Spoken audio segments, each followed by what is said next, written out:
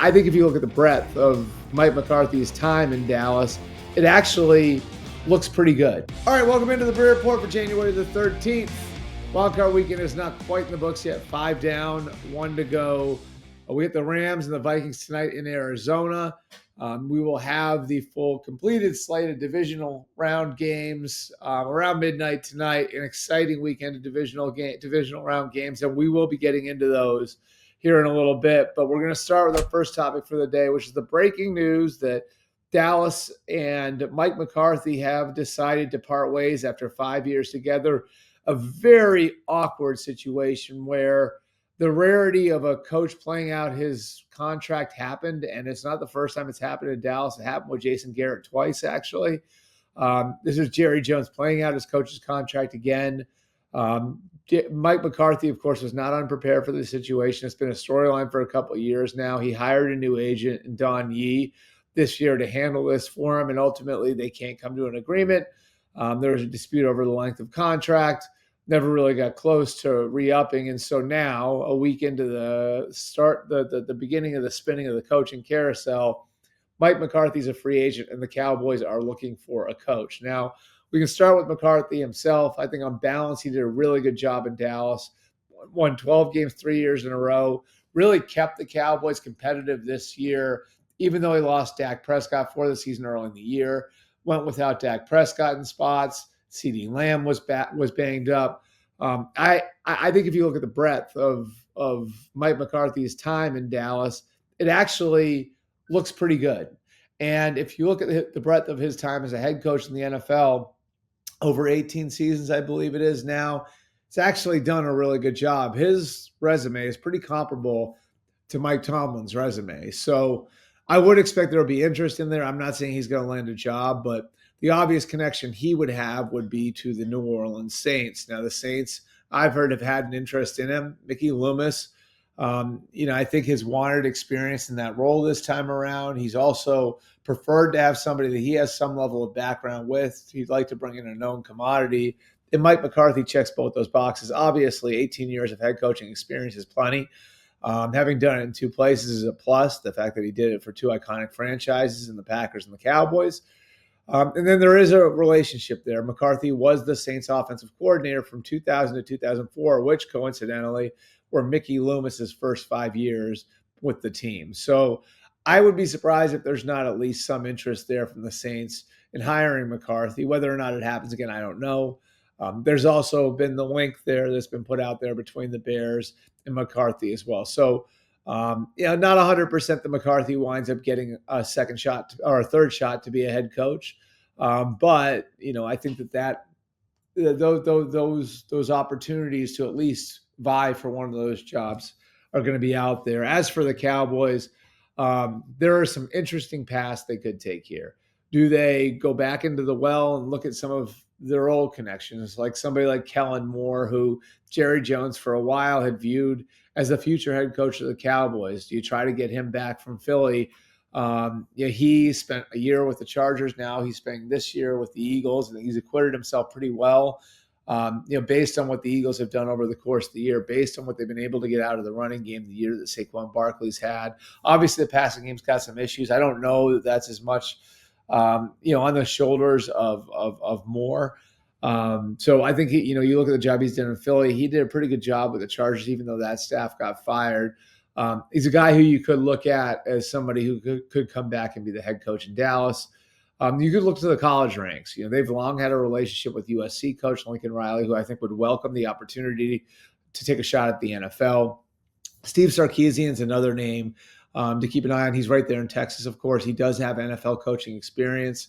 He was an offensive coordinator with the Falcons, so he's somebody that you could look at as he's been a head coach in 3 different places: University of Washington, Southern California, and University of Texas. While those aren't NFL jobs, it does prepare you for the spotlight of coaching in the NFL on the biggest stage, which is the Cowboys stage.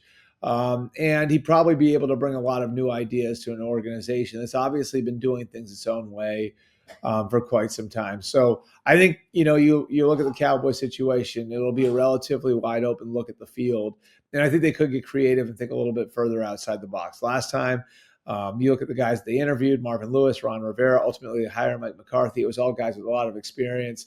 My guess would be that they'll think a little bit outside the box. The least surprising development of the coaching carousel thus far, the Patriots, of course, abruptly moved on from Gerard Mayo on the day of their last game, just an hour and a half after their season-ending win over the Buffalo Bills, or that version of the Buffalo Bills in Week 18.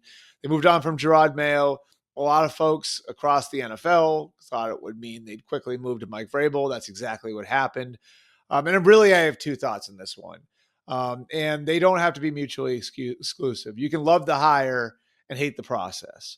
I love the hire and hate the process. I think the process, to be frank about it, sucked. And I like when you look at the way this whole thing worked and the way the Patriots have been over the last 25 years, where they've been, what they have seen, it's a very insular place. And for 20 years, that worked at an incredibly high level, at a historic level.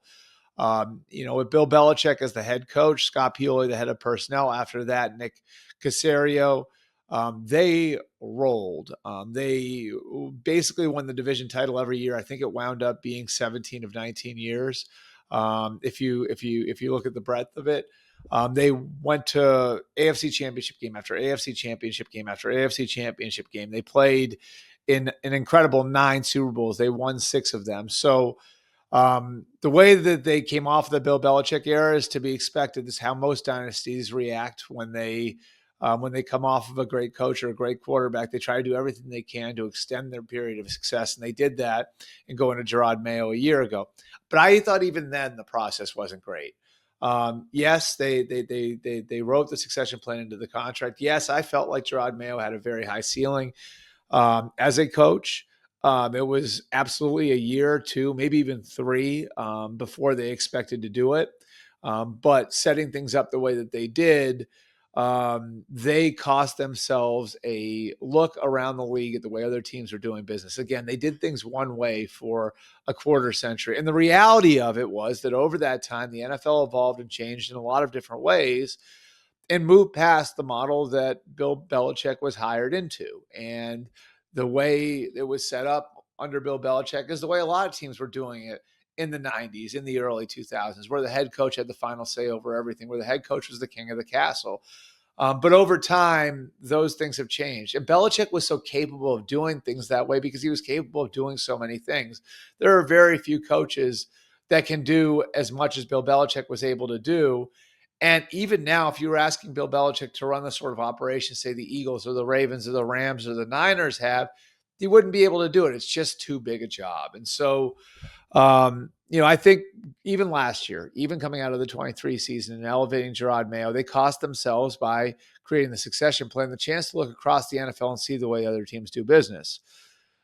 Then they cost themselves that again this year, and going through the process the way that they did, making a mockery of the Rooney Rule the way that they did, and bringing in Pep Hamilton and Byron Leftwich for interviews last week, and doing them as quickly as they did so they could clear the decks to hire Mike Vrabel.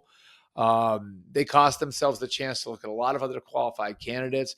And this isn't the first time that they've done that, right? Like, so if you want to go back 2 years to when they hired Bill O'Brien as their offensive coordinator, they really didn't hire any other candidates they were considering hiring for the coordinator job. They knew that Bill O'Brien was going to be the next man up. In fact, they had sort of back channeled that for a while.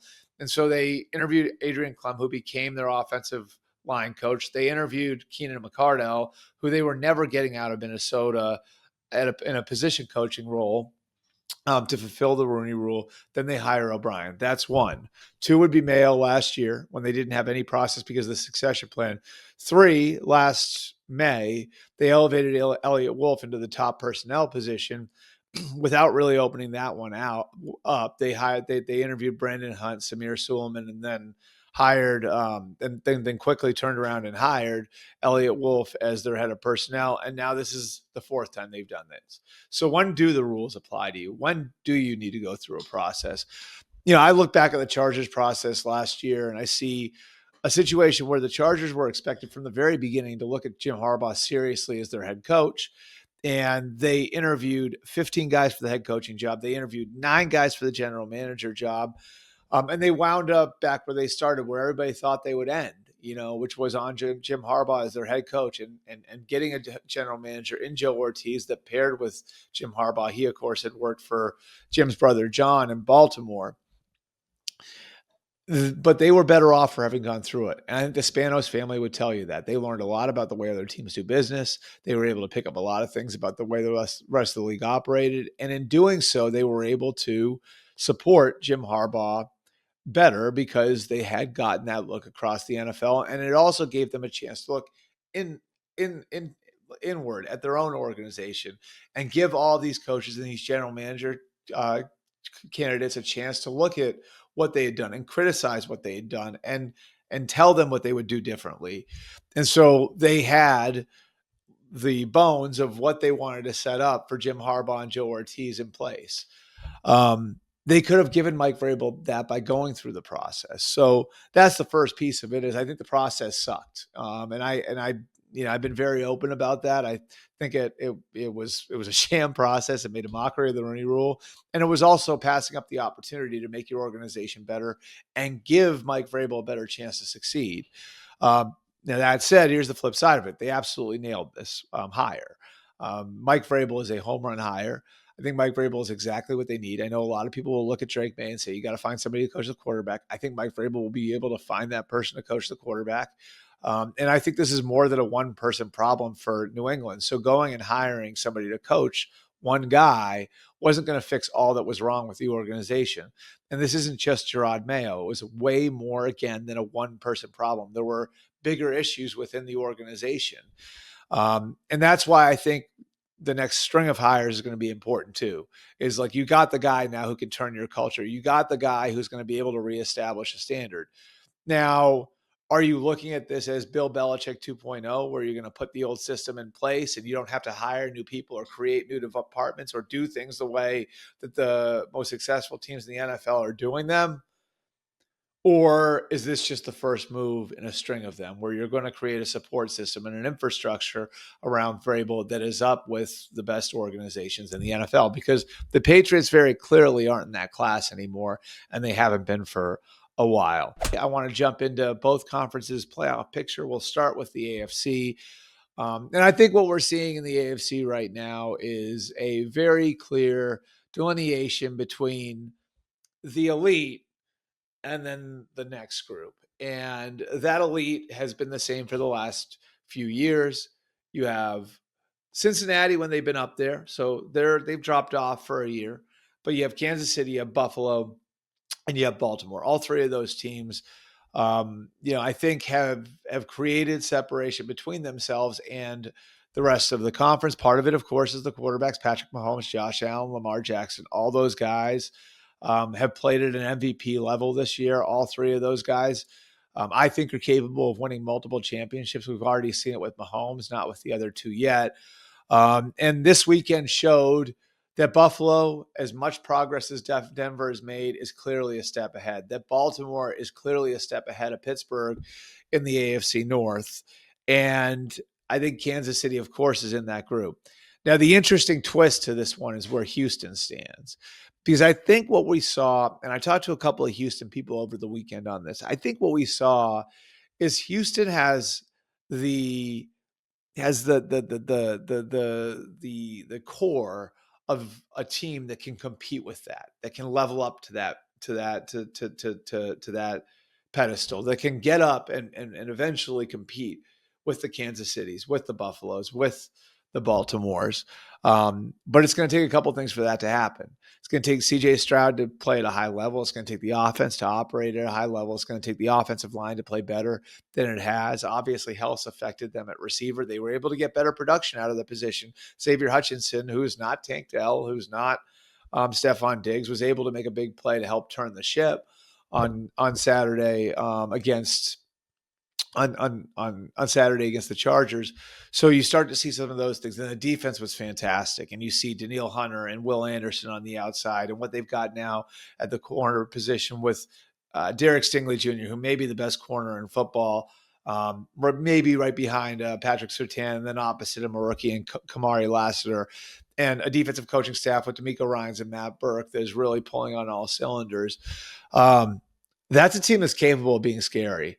And they've sort of stumbled around this year. And CJ's had a little bit of a sophomore slump. I think the offense in general has showed some growing pains in its second year under Bobby Slowick. Now, if they're coming out of that, and that was a sign of them coming out of that, and the defense is playing at this level, like, they have a chance.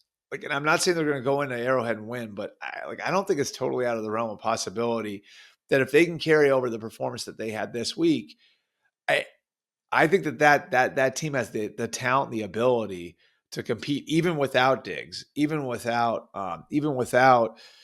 Tank Dell in there. And you think about some of the matchups, and you start to break it down. And you look at the idea of Will Anderson and Daniil Hunter going up against the tackles against Joe Thuney and Juwan Taylor.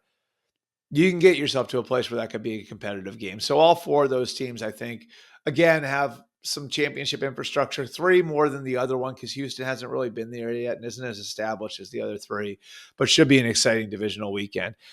As for the NFC, I would come out of this weekend, I would feel pretty good about myself if I was the Lions. That's my main takeaway from the weekend. I think the Eagles, we saw some of the issues with the passing game and where a team that can score could put them behind pretty quickly, and how if they get behind quickly in a game, they may struggle to come back.